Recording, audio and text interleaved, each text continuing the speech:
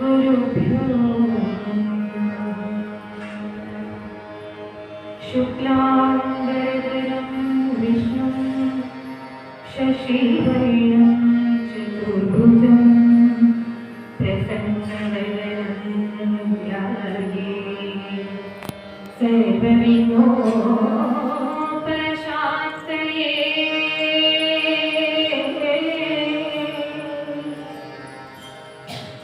अगजानन पद्मानं गजाननं महर्निशम् अनेकदन्तं भक्तानां एकदन्तम् उपास्महे।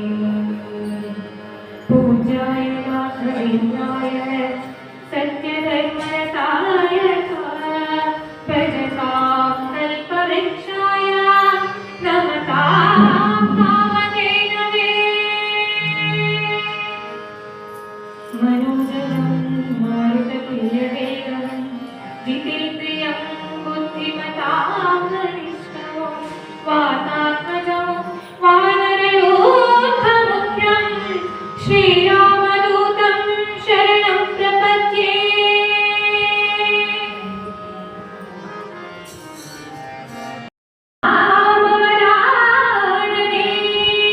ಶ್ರೀರಾಮ ರಾಮ ರಾಮ ರಾಮ ಎಂದು 5 ಬಾರಿ ಹೇಳಿದ್ರೆ ಅದು ವಿಷ್ಣು ಸಹಸ್ರನಾಮ ಹೇಳಿದ ಪುಣ್ಯಕ್ಕೆ ಸಮ.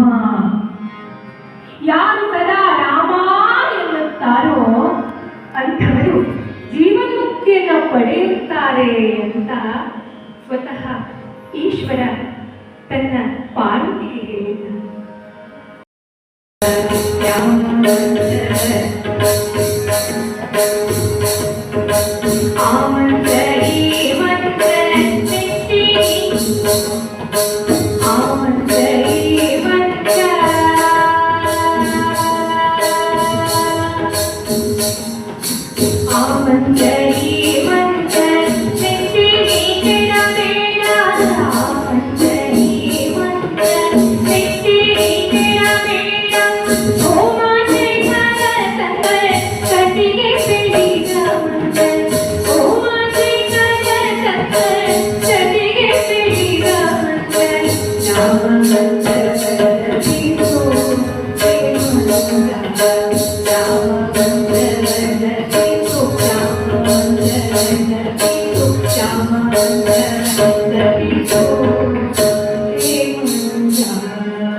प्रभु श्री रामचंद्र की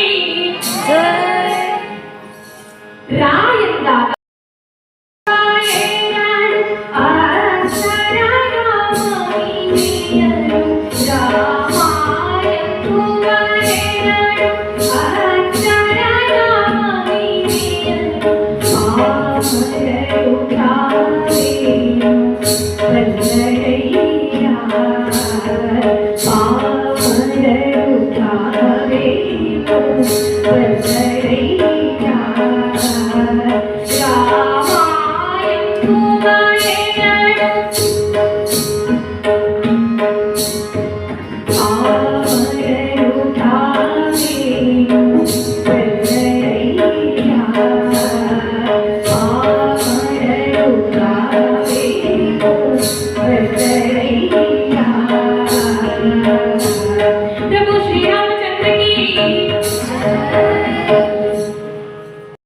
पूर्णमेवावशिष्यते।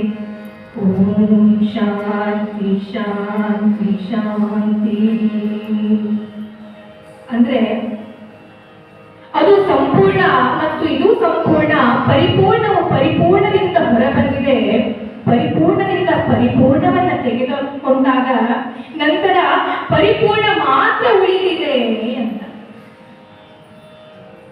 ರಾಮನ ಕಥೆ ನಮಗೆಲ್ಲ ತಿಳಿದಿದೆ.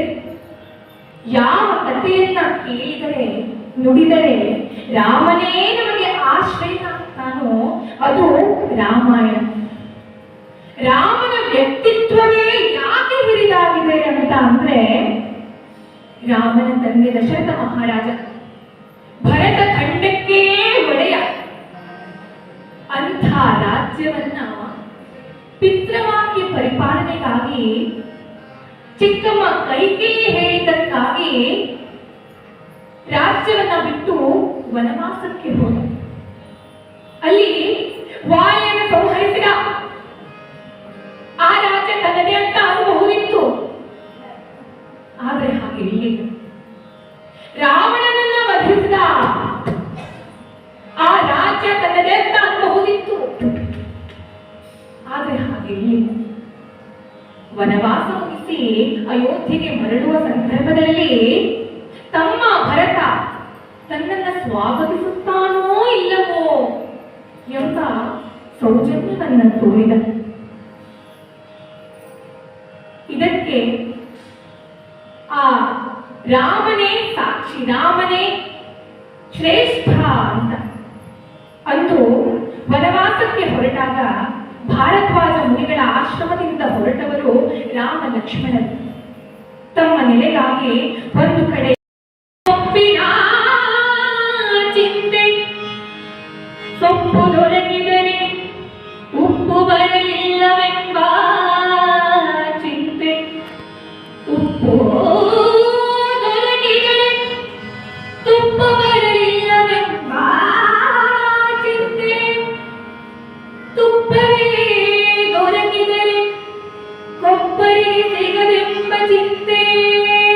ಹೀಗೆ ಮನುಷ್ಯನಾದವನಿಗೆ ಒಂದೆಲ್ಲ ಒಂದು ಚಿಂತೆ ಇದ್ದಿದ್ದೆ. ಇದು ಸಿಕ್ಕಿದ್ರೆ ಅದು ಸಿಗಲಿಲ್ಲ, ಅದು ಸಿಕ್ಕಿದ್ರೆ ಮತ್ತೊಂದು ಸಿಗಲಿಲ್ಲ. ಇದಕ್ಕೆ ಪುರಂದರದಾಸರು ಹೇಳ್ತಾರೆ,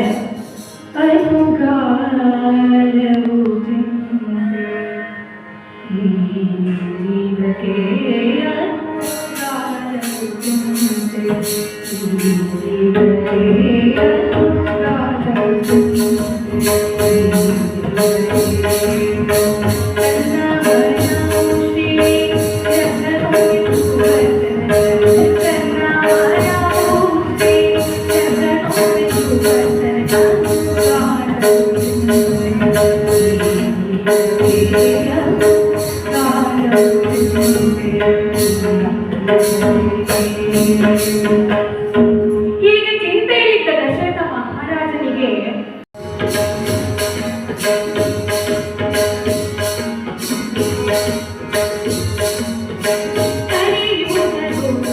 Hare Rama, Hare Rama.